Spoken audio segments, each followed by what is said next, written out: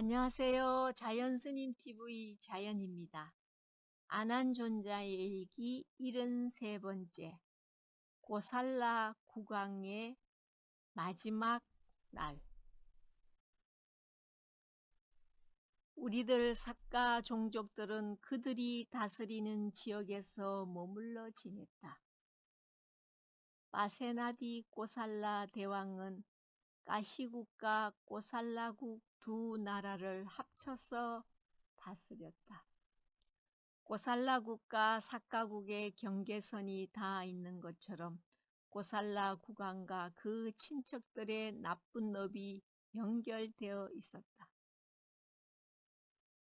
이러한 나쁜 업이 생겨나도록 고살라 국왕이 처음 시작했기 때문에 고살라 국왕의 마지막 생을 아름답지 못하도록 마감하게 한 불행한 업은 상인들의 이간질하는 말을 믿고서였다.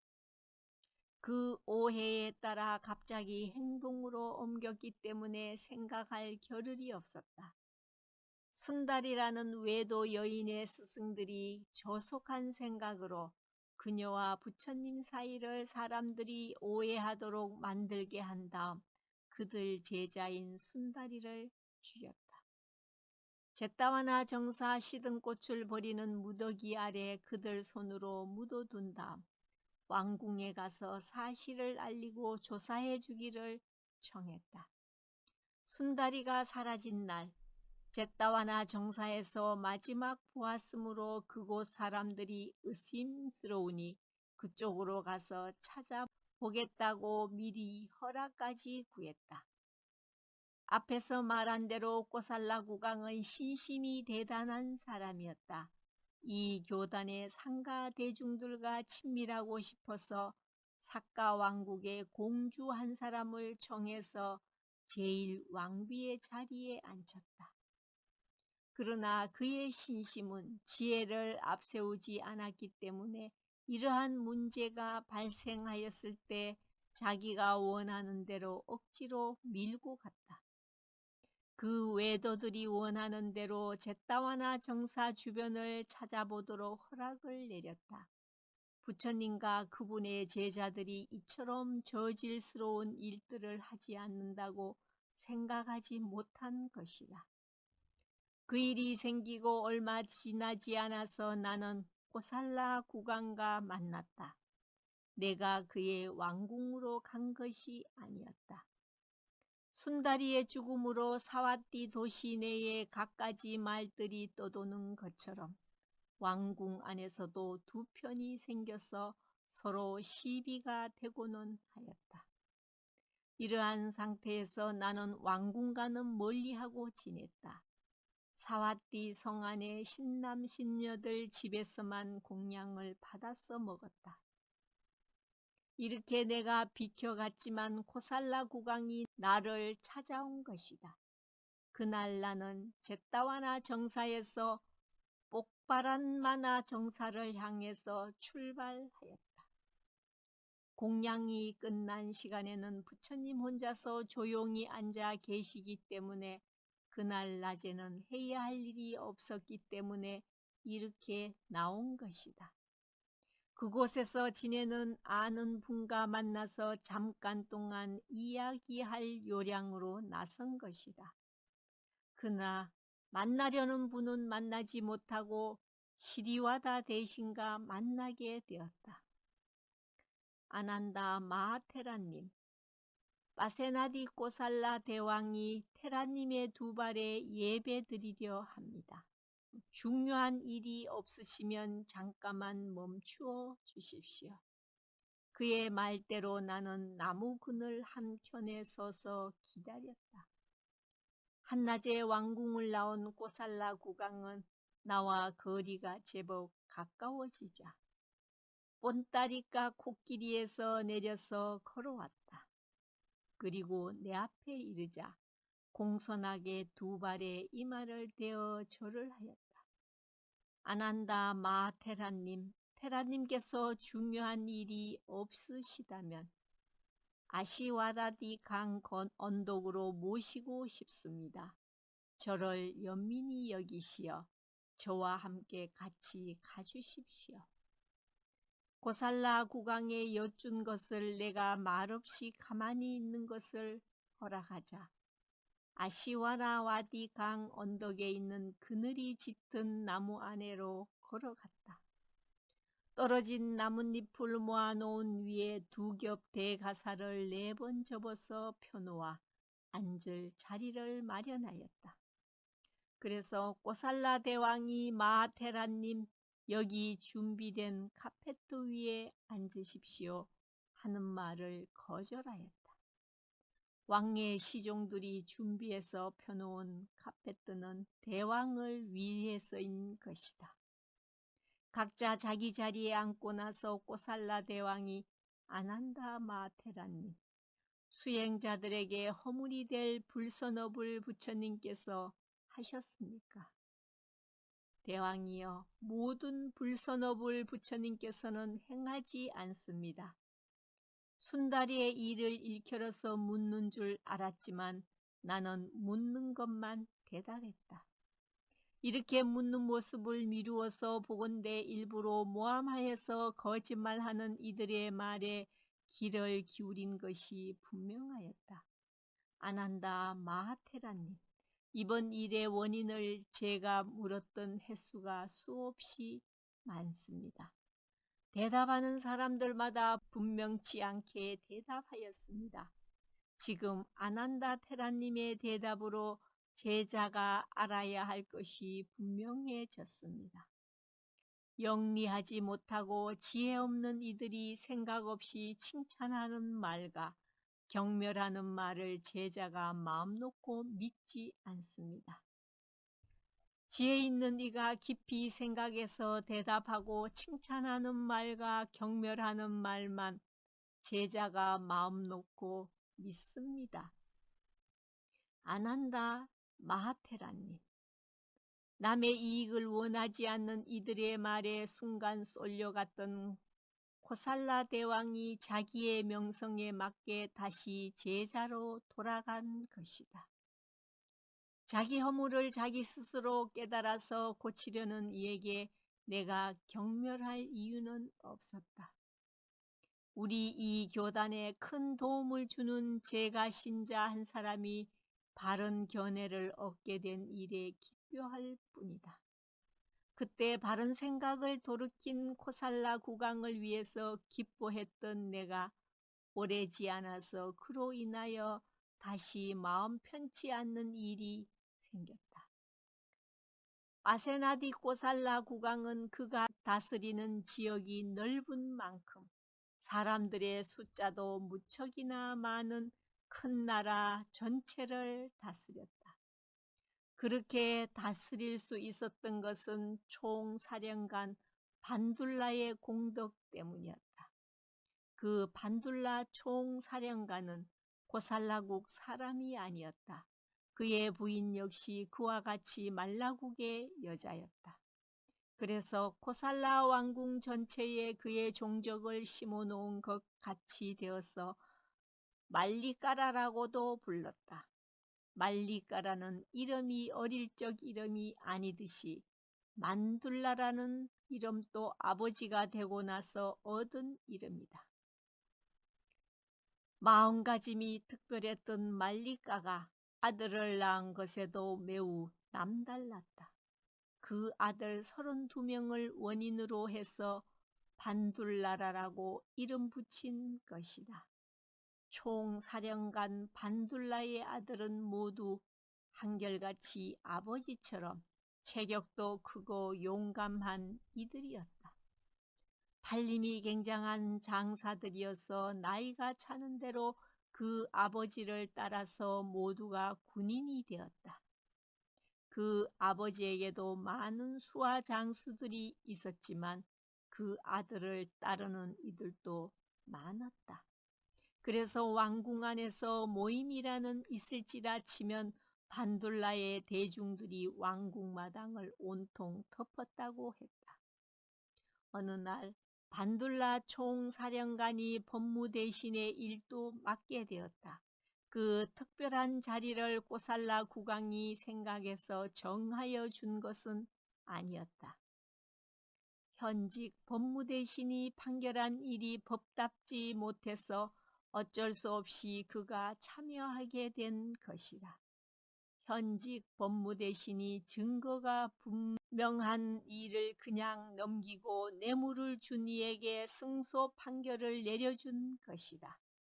그러자 반둘라 총사령관이 그릇된 것을 참지 못하고 바르게 판결해야 한다고 그 스스로 직접 자세히 조사하였다. 그리고 증거가 충분하게 나온 재산 주인에게 승소 판결을 내어 주었다.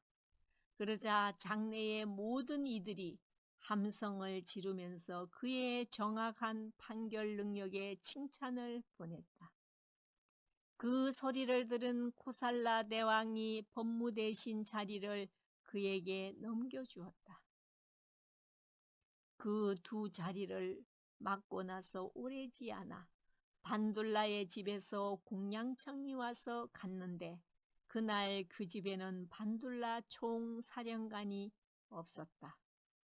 국경 근처에 반란이 일어났다는 소식을 듣고 아들들과 같이 싸우러 나갔던 것이다. 그래서 부처님과 우리 대종들의 공양 시중을 말리카 부인이 모두 진행시켰다. 완벽하도록 잘 준비되어서 우리들에게 모자라는 것이 없었고 모두가 넉넉하였다. 밥이며 반찬도 적당하게 간이 맞게 만들어졌으며 후식까지도 끝낸 다음 나는 공양제자 말리카 청신녀를 바라보았다. 나이가 50을 넘어서 60이 가까워진 나이건만 아직도 건강하고 젊어 보였다. 저렇게 튼튼하였으니 32명의 아들을 어른이 되도록 잘 키워서 모두 결혼까지 시켰으리라. 크고 튼튼하게 생긴 몸매지만 움직일 때는 날렵하였다. 목소리 또한 맑고 분명하였다. 묘한 눈동자는 어디에 모자라는 것이 없나 적재적소를 잘 지시하였다. 그렇게 가지가지로 잘 준비된 공양이 끝나갈 무렵 조그만 사건이 생겼다.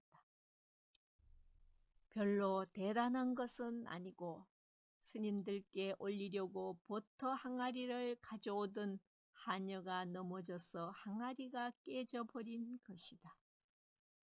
말리카여, 버터 항아리가 깨어졌다고 해서 마음 불편하게 생각하지 말라. 모든 대중의 공양이 끝났을 때 부처님께서 그의 일과 연결하여서 말씀하셨다. 말할 만큼의 일도 아니지만 공양 제자에게서 말이 나오도록 길을 터주신 것이다. 그러자 말리카는 옷섭에 넣어두었던 종이 한 장을 꺼내서 부처님께 펴 보이며 부처님, 반둘라 장군과 함께 아들 32명이 어느 숲속에서 함정에 빠져 죽음을 당했습니다.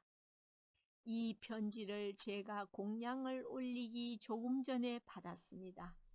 그러나 공양 올리는 일에 방해가 될까봐 누구에게도 알리지 않고 거두어 두었습니다. 그런데 부처님, 하물며 작은 버터 항아리 하나를 깨뜨린 일에 마음 상할 리가 있겠습니까? 나쁜 일 가운데서도 가장 나쁜 세상의 형벌을 묵묵히 견디고 있는 그녀를 칭찬하는 만큼 고살라 대왕에게 다시 마음 편치 않아졌다. 그가 솔깃하도록 유인한 이는 다른 이가 아니라 바로 전날에 법무대신 자리에 앉아서 뇌물을 받고 그릇 판결하다가 쫓겨난 이였다. 제자와 아들이 너무나 번성한 반둘라가 왕위를 넘겨보는 것이 걱정되지 않느냐고 모함한 것이다. 그 다음 말리카 부인은 32명의 며느리들을 불러서 사실을 알리고 그들을 죽인 이들에게 원한을 갖지 말라고 가르친 다음 모두 친정으로 돌려보내고 그 자신도 굿이 나가라 자기 친척들이 있는 곳으로 돌아갔다.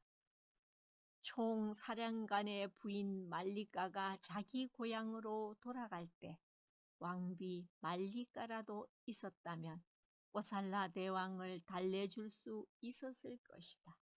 그러나 말리카 왕비는 이제 이 세상 사람이 아니었다.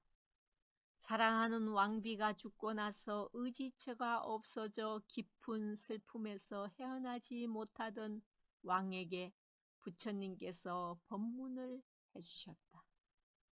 늙고 병들고 죽음, 다함과 무너짐이라는 5가지 성품을 어느 누구도 막을 수 없음을 보여주셨다.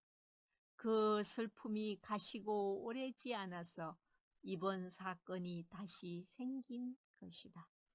말리카 왕비를 그리워하는 것은 그의 업이 다해서 죽었다고 스스로를 위안하며 달랠 수도 있었다. 그러나 이번 반둘라 장군과 그 아들들 모두는 제명에 죽은 것이 아니었다. 모함하는 말에 귀를 기울인 대왕 자신이 죽인 것이다. 자기의 명령으로 그들 모두 한 날 한시 같은 자리에서 죽은 것이다. 같이 나라를 다스리며 친형제처럼 어릴 적부터 지나던 오랜 친구에게 허물을 지은 그때부터 고살라 국왕은 어떠한 축제도 잔치도 맛을 잃어버렸다. 어떤 호사도 즐겁지 않았다. 오랜 세월 살아왔던 왕의 일이 왕궁이 지겨워져서 바깥으로 여기저기 다녔다. 80이라는 그의 나이를 조금도 생각지 않게 된 것이다. 아직 다른 생으로 건너가기도 전에 잘못을 저지른 벌을 스스로 받고 있던 그를 마지막 만난 것이 우리들 고향 까빌라 성에서였다. 우리들이 메따루빠라는 마을에 있을 때 부처님을 뵈러 온 것이다. 그는 나가라가에서 계속하여 왔다고 했다. 꼬살라 대왕의 호위를 맡은 총사령관으로 따라온 이는 디카가라야나였으며 까빌라 족에서 건너간 와사바카띠아가 낳은 미따뚜빠 왕자도 나이가 차서 군인들과 같이 따라왔다. 제타와나 정사에는 부처님 혼자서만 머무시도록 간따구띠 건물이 있었다. 그러나 이 마을에는 우리들이 항상 지내던 건물만이 있었다. 그래서 그 가운데 가장 나은 건물을 부처님의 거처로 정하여 드렸다. 부처님께서 계시는 건물로 들어갈 때 꼬살라 대왕은 왕의 징표인 몸에 걸치며 지니고 있던 5가지 물건들을 니까라야나 총대장에게 맡겼다. 이렇게 맡기는 것은 가시국과 꼬살라국이라는 큰 나라 둘을 동시에 맡기는 것과 다름이 없었다.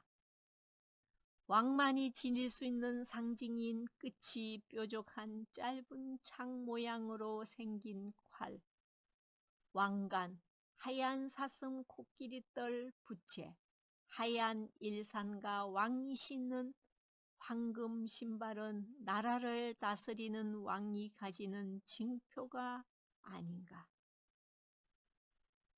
꼬살라 대왕은 이런 뜻을 헤아리지 못했는가 보다. 조금이라도 생각했다면 그렇게 쉽게 내어 맡기지는 않았을 것이다. 그가 너무나 존경하는 부처님 앞에 자랑스럽게 또는 교만스러운 상태로 들어가지 않으려는 것이다. 그렇지 않으면 부처님 앞에 그 혼자만이 홀가분하게 들어가서 부처님께서 자기의 잘못도 말씀드리고 위안이라도 받고 싶었었는지도 모른다. 이 5가지 물건이 있는 곳에 대신들과 모든 호위 병사가 머물러 있는 전통이 있었기 때문이다.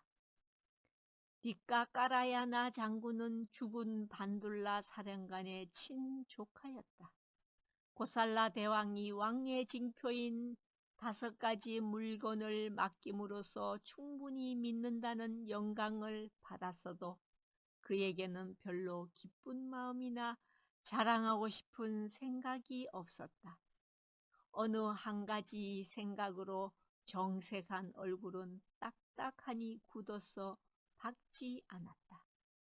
아무 죄도 없는 삼촌과 32명의 형제들을 죽인 왕에 대해서 원한이 맺혀 있었던 것이다. 내가 살펴보는 동안에 뒷가까라야나 장군은 윗다뚜빠 왕자가 있는 곳으로 걸어갔다. 가시국과 꼬살라 2 나라를 다스리던 부왕 꼬살라 대왕에게서 아들 윗다뚜바를 향해서 걸어가는구나. 그때 꼬살라 대왕은 부처님의 2 발에 그의 이마를 부비고 있었다. 조심스럽게 발가락에 입을 대고 2 손으로는 2 발을 쓰다듬어 드렸다. 부처님, 제자 빠세나디 꼬살라 왕입니다. 부처님, 거듭 여쭈었다. 그 스스로 자기의 권력이 그의 손에서 떠나간 것은 짐작도 하지 못하는구나. 대왕이여, 무슨 이익된 일을 보았기에 이 몸에 그토록 존경을 표하는가? 어째서 그렇게 예의를 다하는가? 사실을 모두 아시는 부처님께서 전처럼 그렇게 부르시면서 물으셨다. 고살라 대왕은 자기가 본 대로 느낀 대로 자세하게 여쭈었다. 부처님의 제자 상가 대중 스님들이 이 교단의 책임을 일평생 책임져 나가는 모습, 스님네들끼리 서로서로 존경하고 지내는 모습, 이 교단의 생애를 좋아하여서 기쁘게 살아가는 모습, 목숨을 간장하는 왕을 대신들이 존경하는 것보다 더 부처님을 존경하는 모습, 모든 지혜를 갖추었다고 하는 이들도 부처님 앞에 와서는 엎드려 예배 드리지 않을 수 없는 모습 등에서부터 본대로 생각한 대로 모조리 엮어서 말씀드렸다. 그의 가슴 속에 신심이 넘치는 만큼 여쭌 것이리라. 전 같으면 이 정도로 자세하게 여쭈는 것을 들으면 나 역시 기쁨에 들뜰 것이었다. 그러나 지금 꼬살라 대왕에게 생긴 일을 직접 본 터이라 가끔씩 마음 안에 안 들기는 하였어도 그가 측은해지는 마음 때문에 도저히 웃음을 지울 수 없었다. 그날 저녁 만난 것이 우리들의 공양 제자 한 사람과의 마지막 만남이었다. 꼬살라 대왕이 간다구띠에서 나왔을 때 그를 따르던 병사는 한 사람도 없었다. 뒷가가라나 장군이 남겨둔 여자 한 사람만 있었다. 권력이 떠나버린 꼬살라 대왕은 그 여자를 의지하여 마가다국을 향해서 떠나갔다. 마가다국과 고살라국은 국경을 마주했기 때문에 그와 아자타사타 왕은 여러 번 전쟁을 했었다. 그러나 지금처럼 중요한 때에도 피부치 곁으로 달려갔다. 아자타사타의 어머니 위대이 왕비는 그의 누이가 아닌가. 그러나 그 조카를 의지해서 왕위를 다시 찾지는 못했다. 긴 여행에 늙은 몸에 마음은 지치고 뜨거운 태양과 불이 닥치는 바람, 먹고 마실 것도 왕궁에서 먹던 것이 아니었다. 쌀래기 밥에다가 소금에 찍어 먹어야 했었다. 이러한 세상의 형벌을 받아야 했기 때문에 라자가의 성문 밖에서 차가워진 밤 기온을 감당하지 못하고 세상을 떠났다고 들었다. 꼬살라 국왕의 마지막 날, 자연 스님이었습니다. 감사합니다.